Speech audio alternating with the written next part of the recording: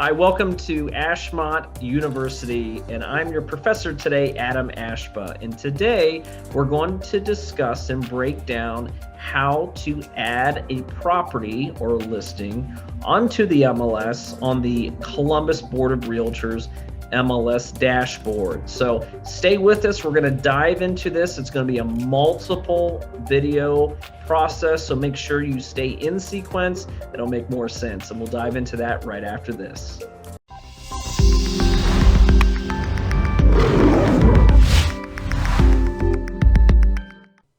Hello and welcome to Columbus Realtors MLS video training.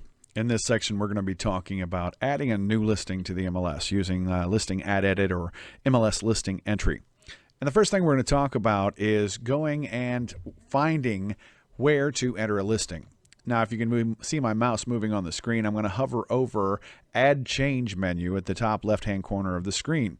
And notice when I hover over that menu, not click on it, just hover over, I have several options. I have Add, I have Change, I have My Incomplete, and My Unmapped. We also have Copy for those of you who might be listening who are admins who want to copy fields from a previous listing.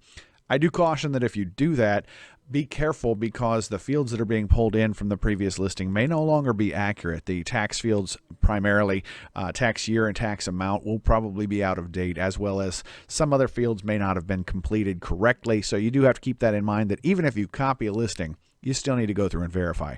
Speaking of verify, you'll want to pull open the auditor's website in a separate window in order to find that. So I'm going to go up here to Add Change. Again, hover over it, and notice I have My Incomplete. My incomplete listings are literally listings that you've started to enter previously, and you can pick up where you left off.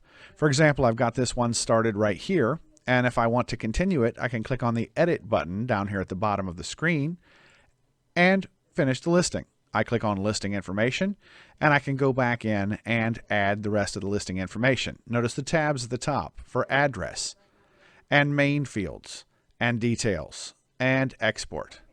And if I make changes to this and want to save it for later, I can go to the top right-hand corner where my mouse is and click on Save as Incomplete, and it just saves it back in the incomplete folder. Well, this one doesn't have an address, so it's saying, hey, you need to map this. So I can click Edit Address, or I can click Manually Locate, and then just simply click Use this location. We'll do this in more detail when we're working with an actual listing entry in just a moment. What I've just done is save an incomplete listing. Back under Add Change at the top of the screen and My Incomplete. And I can go in there and fill out the rest of the listing. Now also I want to point out that if you go to Add Change and My Incomplete, you can also pick a listing that you want to modify or finish. Understand these incomplete listings are not live on the system. They're just kind of sitting in a holding tank waiting to be activated.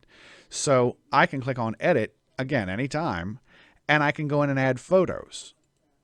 Well, wait a minute. Can I add photos to an incomplete listing? That's exactly correct. You can. You simply click the Add Photos button over here. You find a photo that you want to upload, and you click Open. And as soon as you do that, now that listing is added to your listing. Now notice it came in as the primary photo. That's because I selected only one image, and therefore it set it as the primary. But if I want to add another 25 images, I can do that. I can select as many of these as I want. And what I'm doing is control clicking each additional item, or if I click the first one and then shift click. So I click the first one with my left mouse button and then shift click. I can select multiple images, click open, and it will upload those images. Now we'll come back and do all of this. What I'm doing right now though is uploading listings to an incomplete listing, one that is not live, that no other member except me or the broker or the admin or the co-listing agent, all of those people can edit the listing because they all have control over the listing. But now I've added listing photos, and notice at the top it says return to edit your listing. When I click on that, now I can go back and finish filling out the listing information for my listing. But there are already photos attached to the listing ready to go. Again, that was under Add Change at the top left-hand corner. Hover over and click on My Incomplete Listings. That's where you'll find the list of your incomplete or not saved as active listings for finishing the process. Incomplete listings.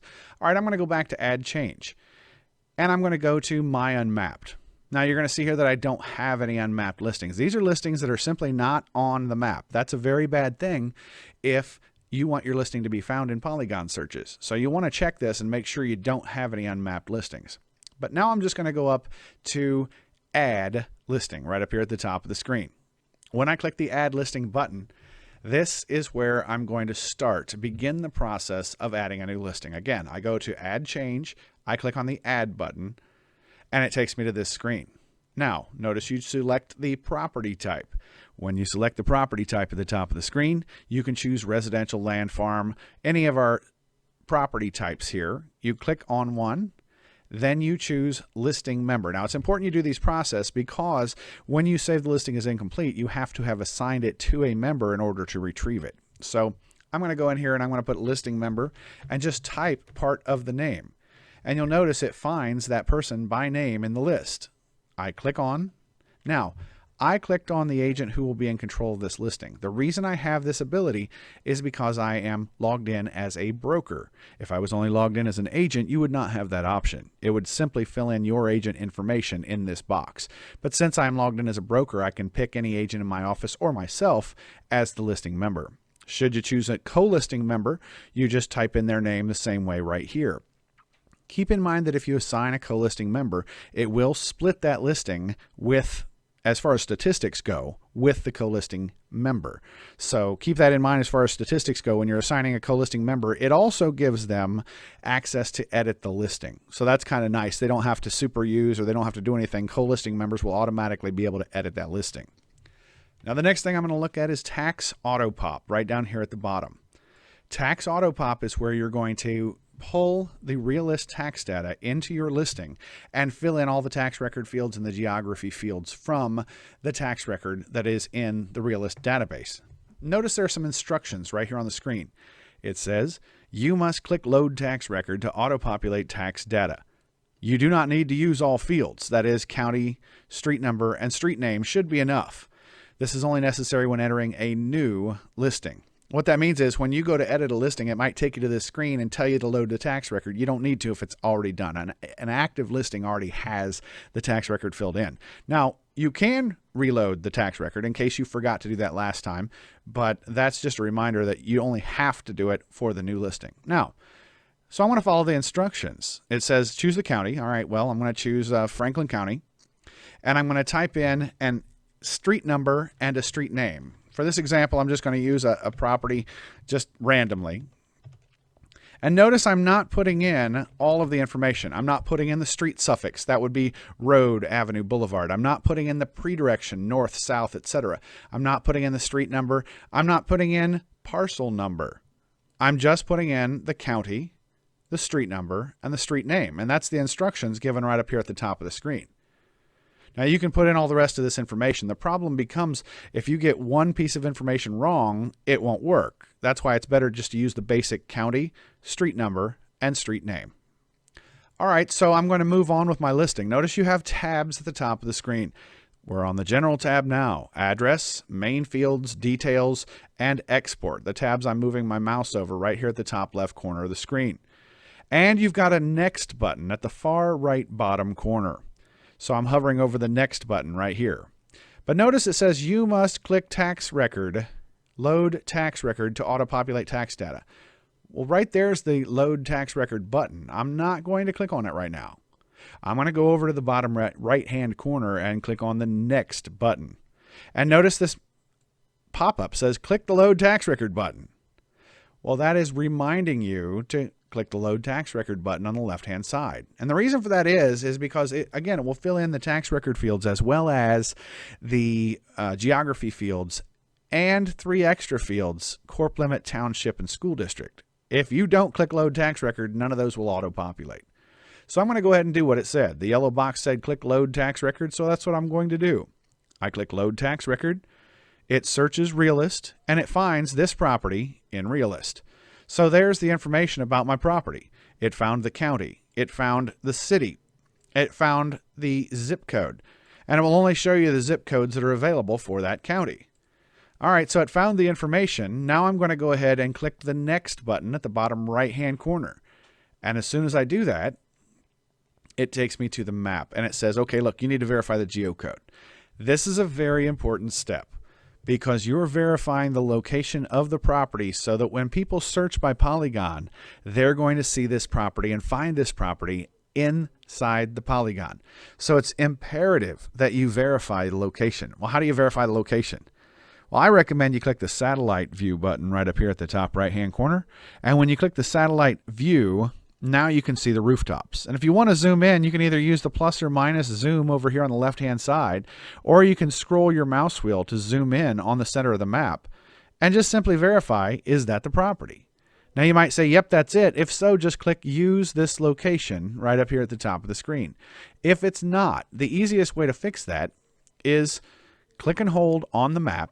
Now you can click and hold on the push pin. Notice it turns to a little crosshair, but I usually just click and hold on the map. Because watch this. I left click on the mouse, hold the mouse button down, and move the map. Now if I say it's actually this property right down here at the corner of Snowbird, and I hover over, maybe I put it on the rooftop, or maybe I put it out on the street in front of the house, or maybe I, put it, I would recommend putting it on the frontage of the property, but just locate it over the rooftop or the driveway, whatever. And again, I'm putting it on the property per the map, so it's exactly on the property for sale. Now, once I let go of the mouse, it's positioned in front of the property, and I'm going to click use this location. When I click on use this location, it's going to say, hey, the address you entered is different than the address we found in the geocoder. So do you want to use the all caps version, really, is all it's saying? Or do you want the uppercase, lowercase that Realist populated? I'm going to use the Realist version. And I'm going to click use this address. Keep your address, the one that's already in there. Otherwise, I could use the geocoder address if it was more correct. I'm going to click keep your address. And now it takes me on to the long edit form. And as I scroll down, I just want to show you very quickly, because I auto-populated tax data from Realist, the school district right here is already filled in. The corp limit per auditor is already filled in, and the township is already filled in. These are based upon the tax district you selected. That daisy chains into a table that was created by MLS Technical Support that therefore fills in Columbus as the school district, Columbus for the corp limit, and none for the township as per the auditor record based upon the tax district selected. So now we're going to go through and fill out the rest of the form, but we'll get to that in the second video on MLS video training for ad edit. See you next time.